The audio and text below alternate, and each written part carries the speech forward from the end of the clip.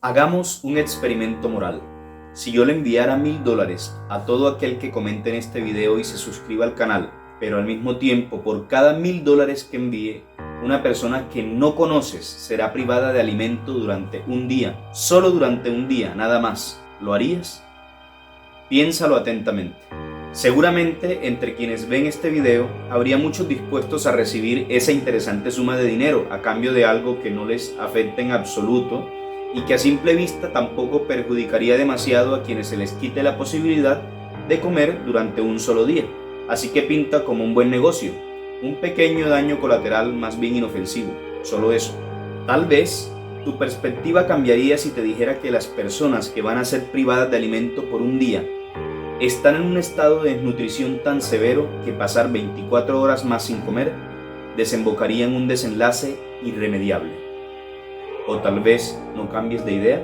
Permanece atento a este video, querido pensador, porque hoy tendremos a un biólogo experto como invitado especial y porque vamos a tratar la cuestión de si la corrupción es propia de la condición natural humana desde una perspectiva científica.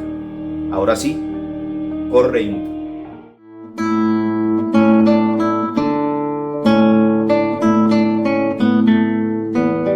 Vamos a darle la bienvenida al biólogo mexicano y divulgador Gustavo Guillén del canal La Célula de Purkinje, quien abordará la cuestión planteada en este video.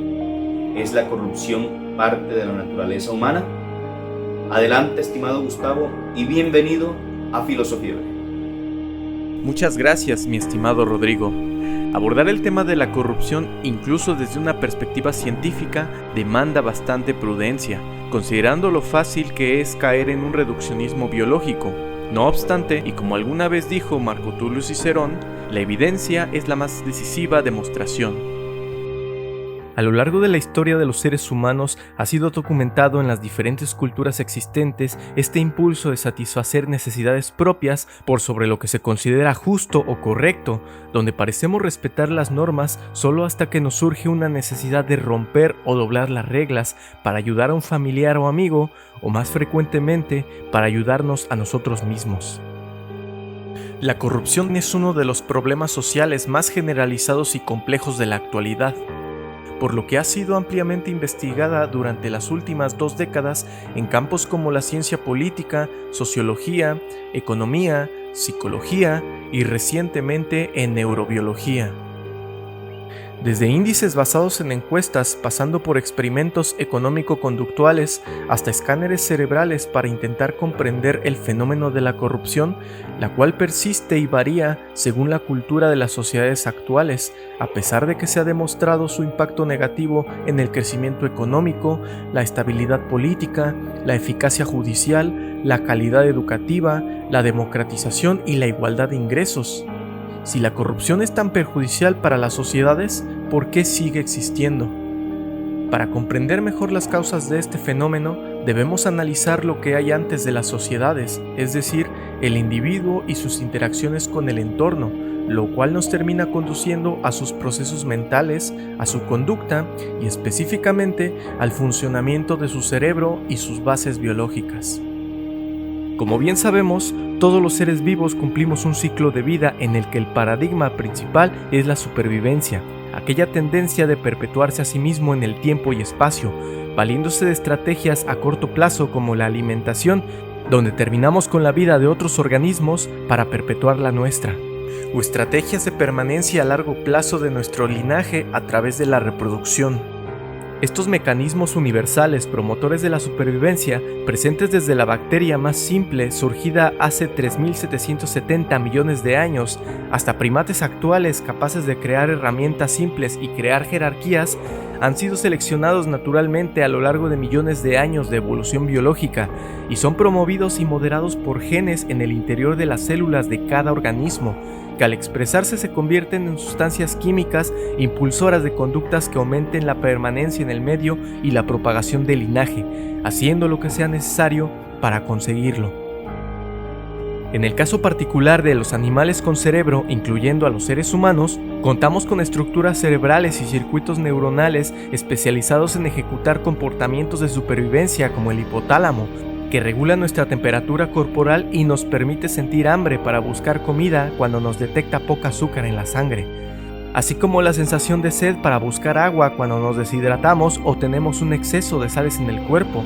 Además, en ausencia de luz nos induce sueño para dormir y así recuperar energías mientras se desintoxica nuestro sistema nervioso y se consolidan aprendizajes, e incluso nuestro deseo sexual para encontrar pareja y establecer lazos emocionales, así como para tener hijos y cuidar de ellos.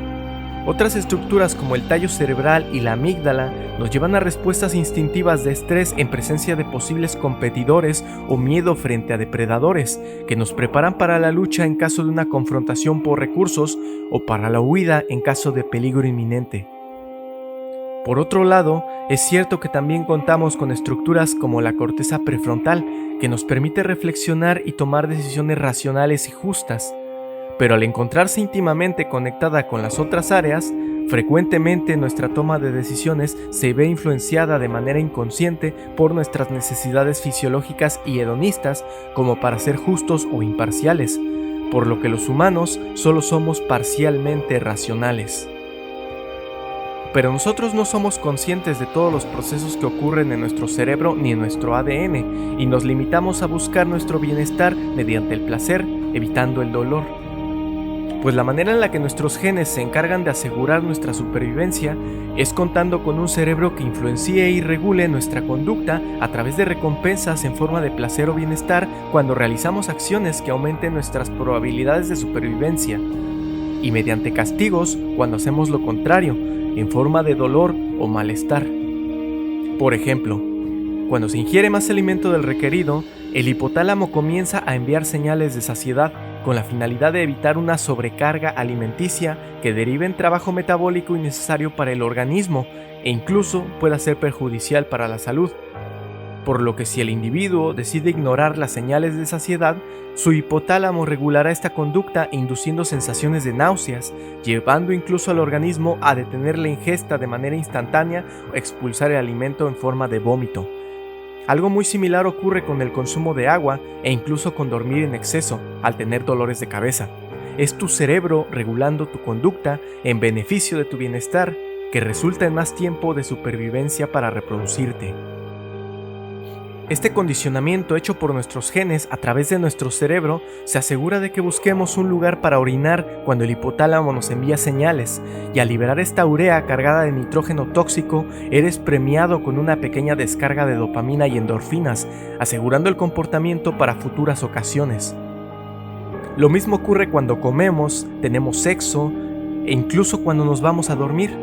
Somos premiados químicamente por toda regulación de nuestro cerebro que nos permita estar saludables para tener más oportunidades de persistencia, por lo que la obtención y el consumo de recursos como agua, alimento, hábitat e incluso parejas sexuales nos resulta naturalmente placentero. Estamos naturalmente condicionados para buscar recursos que promuevan nuestra persistencia en el entorno, aunque no entendamos por qué. Sin embargo, esas mismas características también se presentan en todos los organismos que compiten contra nosotros por recursos que ya de por sí son limitados en un entorno altamente hostil, por lo que a lo largo del desarrollo evolutivo los mamíferos aprendimos a trabajar en equipos formando grupos, lo que nos brindó mejores oportunidades de supervivencia frente a otras especies y frente a la misma en algunas ocasiones. Esta cualidad cooperativa resultó tan efectiva que hasta hoy en día persiste y fue el inicio de nuestra sociedad. Este establecimiento de poblaciones ha requerido un sistema de organización donde todos los individuos colaboran para asegurar la supervivencia del grupo, dividiendo las labores en función de las cualidades individuales, dando origen a un sistema de jerarquías. En este sistema, los eslabones superiores son reconocidos como líderes por sus atributos físicos y conductuales, por lo que cuentan con mayor disposición de recursos y más oportunidades de reproducirse mientras la hostilidad del entorno se los permita. Esta conducta social es promovida y coordinada también por procesos neuroendocrinos en su cerebro, mediante estructuras del sistema límbico involucradas en el establecimiento de lazos de simpatía y afecto, que aseguren que estas afiliaciones sean lo más leales posibles dentro del grupo. Por otro lado, cuando en la manada aparece un nuevo espécimen cuyos atributos son suficientes para ascender en la escala jerárquica, sus procesos neuroendocrinos también lo impulsarán a intentar ocupar un mejor lugar, llegando a la confrontación con el macho alfa si fuese necesario. Los otros integrantes no intentan proteger a su líder y se limitan a esperar un vencedor digno de gobernar a la manada y procrear crías. Después de todo, al final termina siendo un bien para la perpetuación del grupo. Esto es parecido en esencia a algunos aspectos observados en la política, pero hasta este punto no hemos hablado de corrupción en sí, sino de supervivencia y en algún grado de poder. Ha quedado claro que todas las especies, incluidos nosotros, buscamos conseguir recursos para sobrevivir individualmente y como grupo, pero los seres humanos contamos con adaptaciones para competir por recursos tan eficientemente que nos convertimos en la especie dominante del planeta.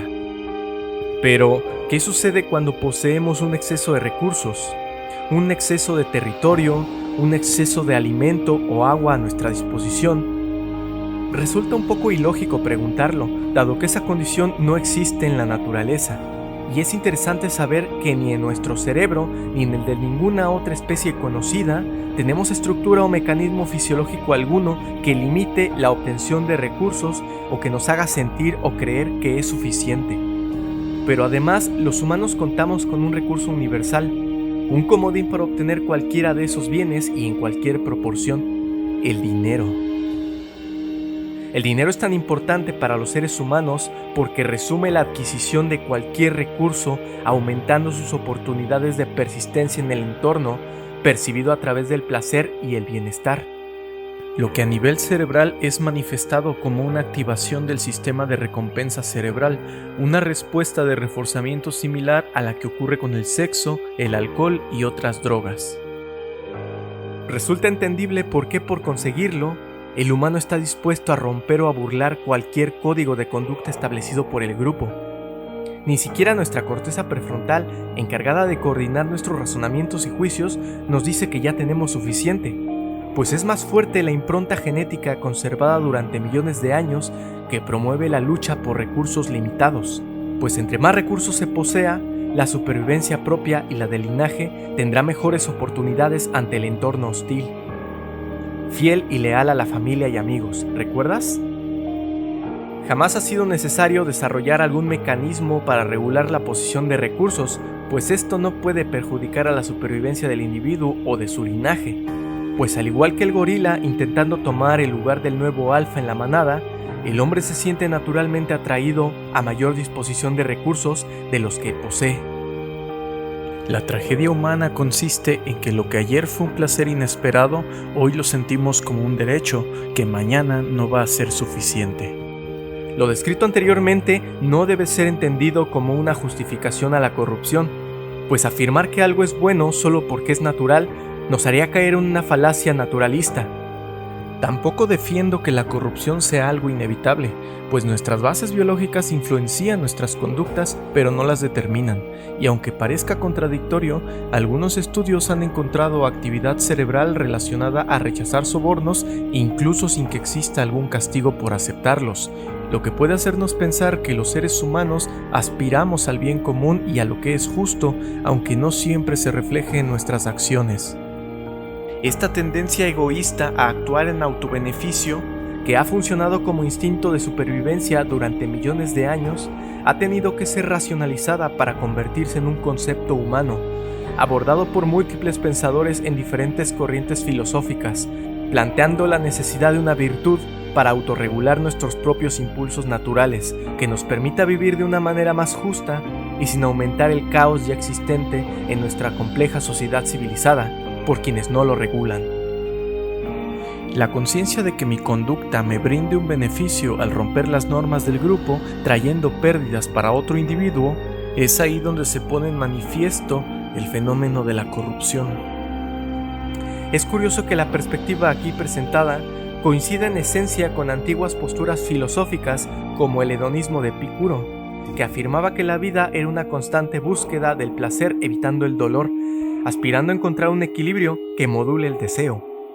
La pirámide de Maslow por parte de la psicología nos explica que el humano tiende a priorizar necesidades fisiológicas básicas como la alimentación, vivienda y seguridad frente a las de orden racional y moral, las cuales demandan una mayor actividad intelectual. Por su parte, la historia de la humanidad nos ha dejado claro que el ser humano tiende a corromperse sin importar su posición jerárquica o cultura. Y solo a través de la reflexión y la razón es como conseguimos controlarlo lo suficiente como para no ser seducidos por su vicio, consiguiendo acercarnos a un punto medio que resulte más justo para todos. Muchas gracias, Gustavo. Considerando estos pertinentes datos que nos arroja la ciencia, se revela aún más la importancia de abordar este tema desde diversos saberes. Es por eso que te invito a ti, querido pensador, al canal de Gustavo, La Célula de Purkinje, en donde también tratamos este tema desde una perspectiva filosófica. Aquí en la descripción te dejo el enlace al video y a su canal para que también te suscribas y aprendas sobre neurobiología, procesos hormonales y conducta humana. ¿Y qué opinas tú, querido pensador? ¿Consideras que la corrupción es un rasgo que forma parte de quienes somos? Déjame tus comentarios y recuerda que en Filosofía Libre hacemos todo lo posible porque se te siga subiendo la fiebre por el conocimiento. Seguimos pensando. Hasta la próxima, pensador.